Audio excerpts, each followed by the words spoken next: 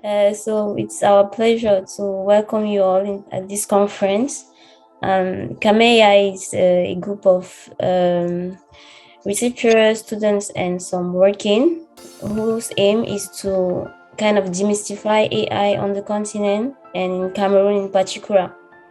And to be able to do that, we need to kind of get in contact with local universities so that they can kind of coordinate on site, because some university students have challenges to connect online like that. So it's a bit to break that barrier. And so we are very happy to be here today, and we are very glad that many people joined. And we are sure that you will enjoy, because we have very interesting talks and engaged speakers. I was a very big thank you to all the speakers. And I'll make it short so that we can start and be on time, because it's a long conference. So at the end, I will present some of the members of KmerAI who made this possible. So welcome everyone, and I hope you enjoyed the conference. I'll leave the floor to Sorel, who will start the moderation for the first session.